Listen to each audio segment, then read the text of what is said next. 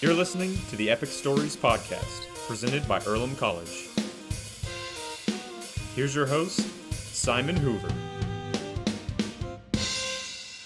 Hey all, my name is Simon. Welcome back to the Epic Stories podcast. Today I'm joined by Sharon. Sharon, thanks for coming on. You're welcome. So could you just tell me like your year, your major, kind of like how you found your way to Earlham? Sure. So I'm senior now. I'm double major in neuroscience and computer science.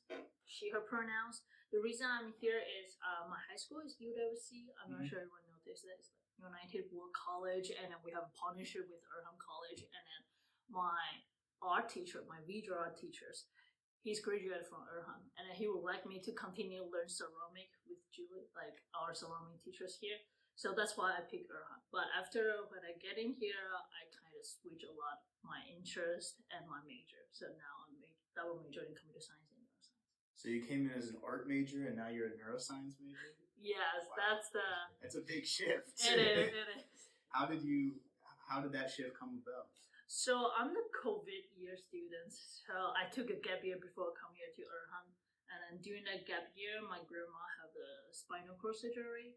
And then it kind of made me interested about like all the neuroscience stuff and spinal cord, because it's kind of like how the brain coordinate the movement and also spinal cord. That's just the start of the beginning part. And then I figured, I would like to know more a little bit that. And then that's why when I like attend the college, I took bio class and started noticing. Probably that was the part I interested in. So pre-med stuff though. Pre-med stuff, yeah. And then, but I know myself, I don't want to be a doctor. Yeah. Because like a lot of things as an international student want to study pre-med. I know there's certain challenges, and I didn't see myself to do that as well. So I just want to know more at the beginning. Right. So you're saying you have this Epic Advance plan you were telling me before. Yeah. To use it to go to UPenn. Yes. Is that this summer or was it last summer? It's this summer. This coming summer? Oh no, it's already happened. Oh, this last summer? Yeah, last summer. Okay. So what was that like? What was your experience with that?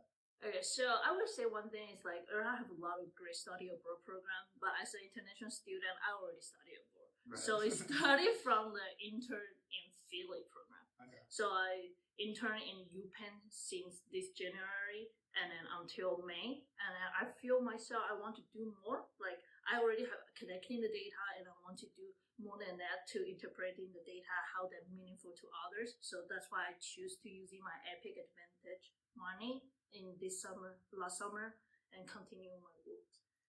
What was the work you were doing? So the works I'm doing is, so first thing is I major in neuroscience, so I was interning in School of Medicine. But my PI is a professor investigator. He's do a lot of things. He's a professor at Wharton School of Medicine in neuroscience and also psychology. So he has a lot of idea and then research projects going on. So in the beginning, my work is kind of just connecting the data using non-invasive brain machine like EEG.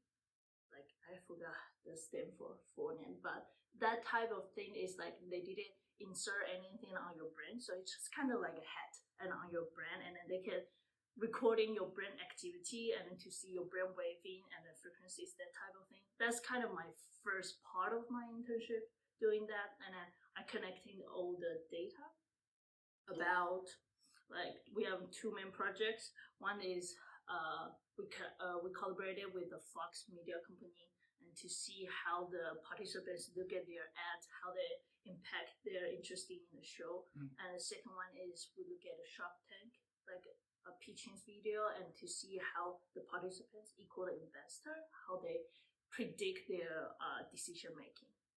So it's like reading the brainwaves of people watching ads to see how it's affecting their interest. Kind of, and how they do the decision making. I think that's the main thing. Like every time we think, we make this decision is because we made it. But actually, our brain waving already tell us before you start make the decision based on like first 10 seconds or 5 seconds, we already know what you want.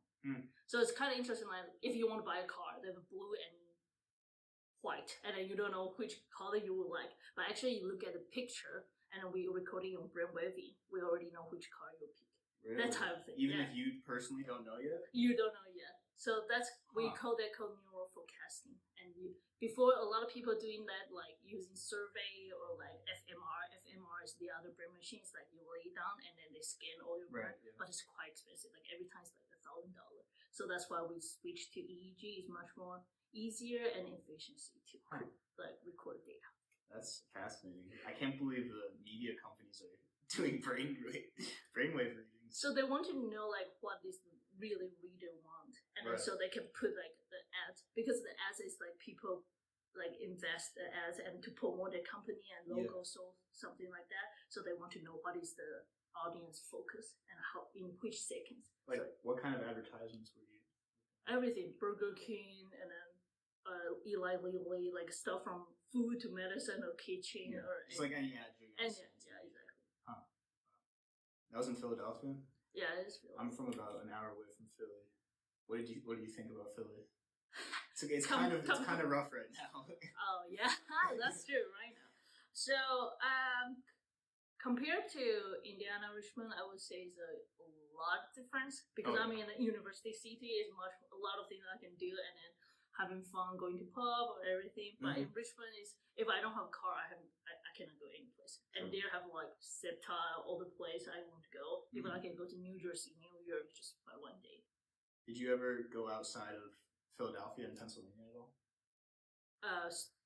Yeah, I went to like New Jersey, New York. Or you mean like? Or just like within Pennsylvania itself? Did you go? I think I just stayed in Pennsylvania. And most people do. I just was curious to talk about Pennsylvania things.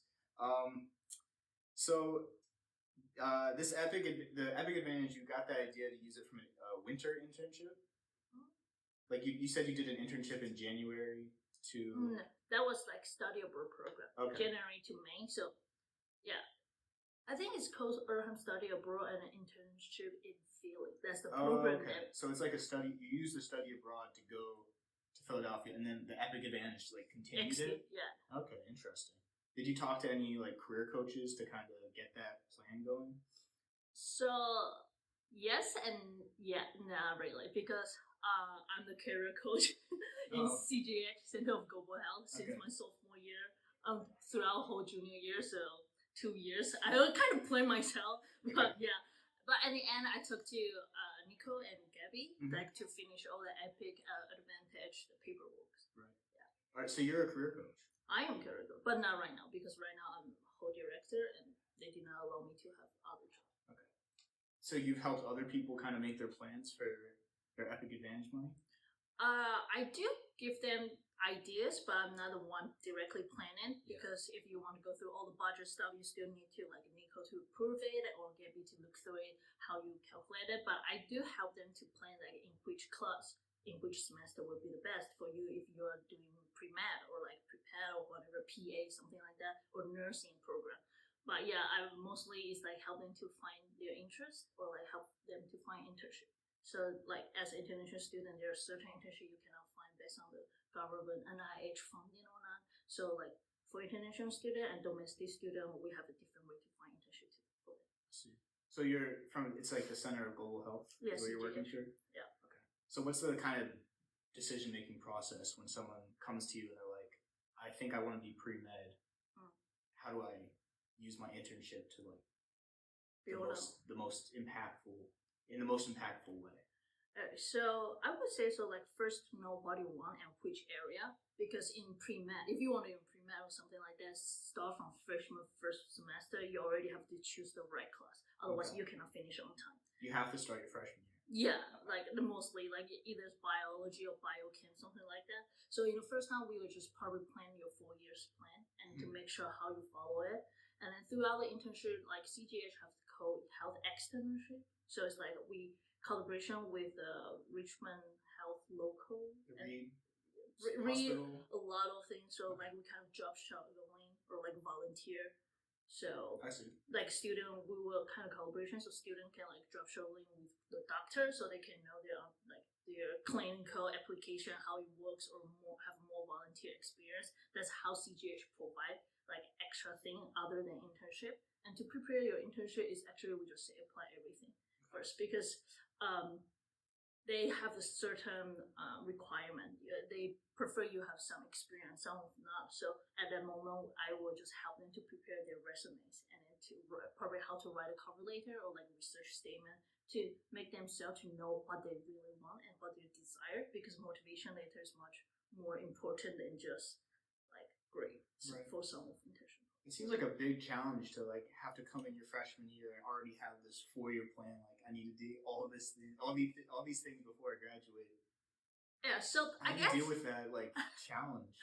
So that's why I think that's why Earlham have the EPIC, this center. Not only CGH doing this, a lot of CGE, CIC, we have 3 different events to help you to discover yourself. So for example, CIC, they focus on the business startup project or something like that.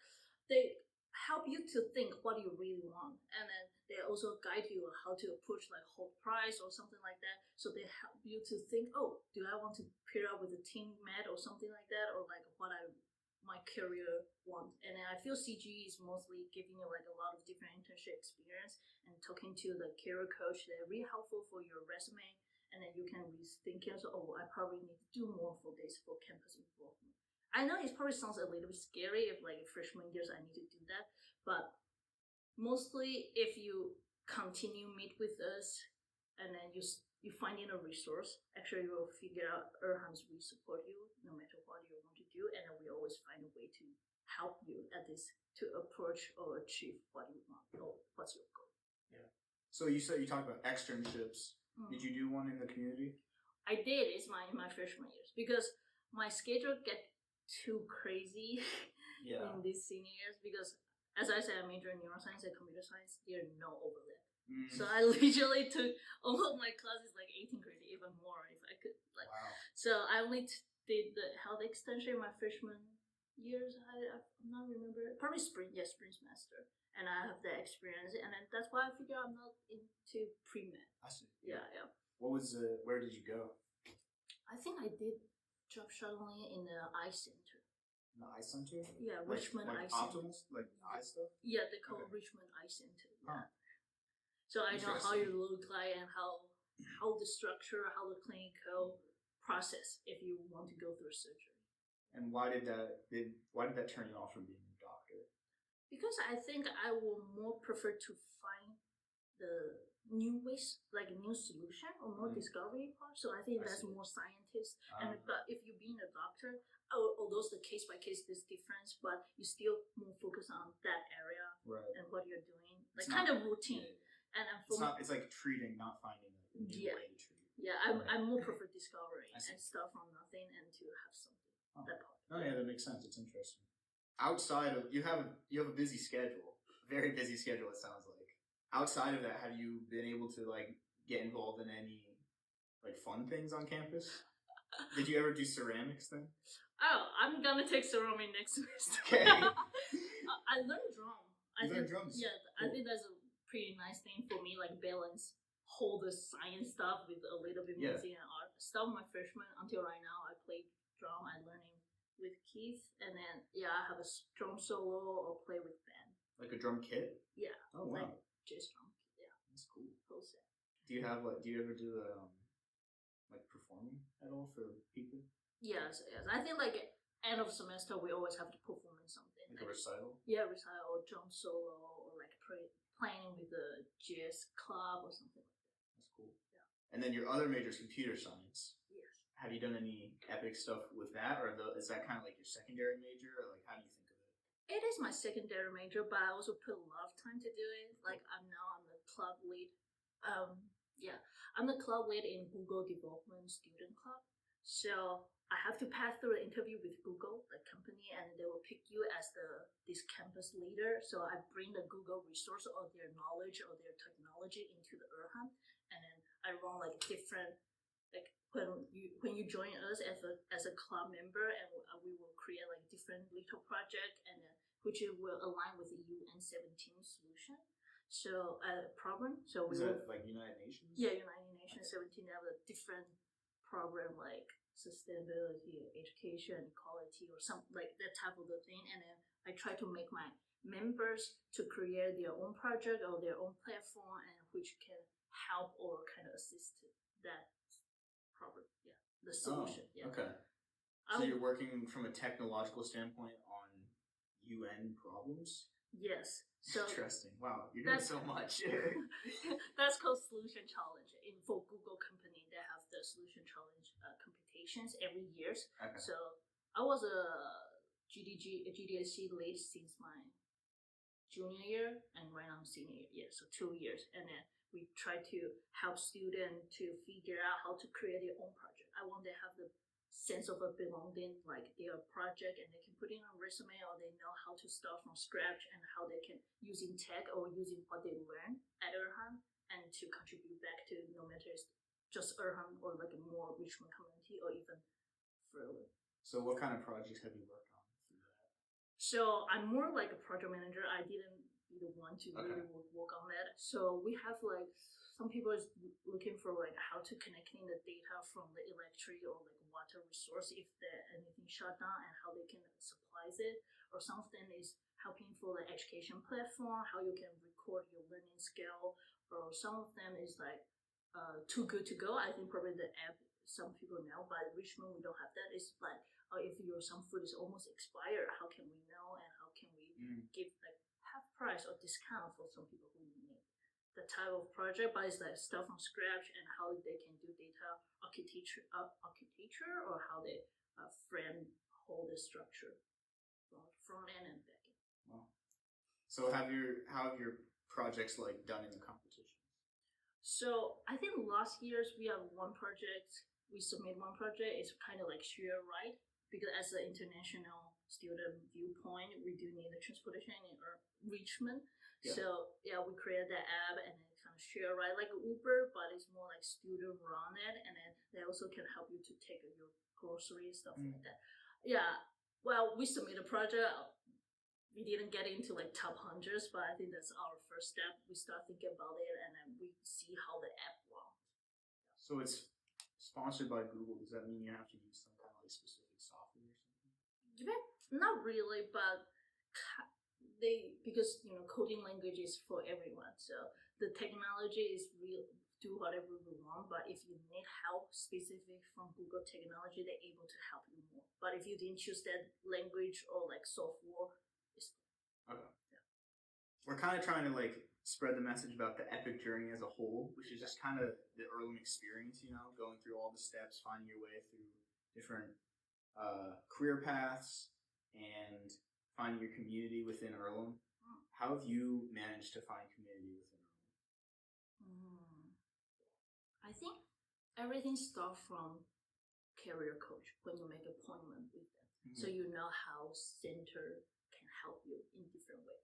I know in the beginning when I'm freshman year, we are really specific, like you're in this major, so you go to that center. But I know we probably change a little bit right now. So I feel just reach out to anyone you think they have resource or center, they will start guiding you or leading you what type of event you would like to join and to know more.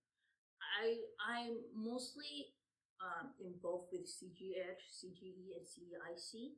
So others, I know we have 2 more centers, but like I believe like the other center, they also have like regular events or promotion. Like for CGH, we have 2 clubs, like MAPS, like Minority Association with like medical club, or one is HOSA is also like more computational club is for pre-med. But like for CIC, I know we have host prize, and like the club I'm leading, they also help us or support us to attending hackathon. So it's more like during like 36 hours or 48 hours, you have to create on your whole project. Last week, I just support my co-member went to Princeton to computation their hackathon experience, and then before we went to Harvard and UCLA. I think like CIC is doing that part, so like more creative and how you can create your own project and into computation.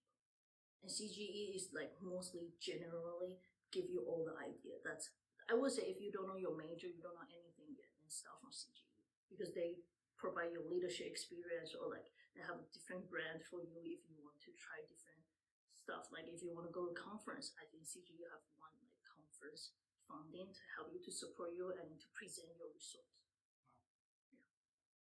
You're very knowledgeable you're more knowledgeable on the centers than I am. I worked here for 2 years. That's fair. It's fair. So looking towards the future, Yeah. how are you going to use this education you got to go forward? And are you going to find a career or go to grad school, or what's the next plan?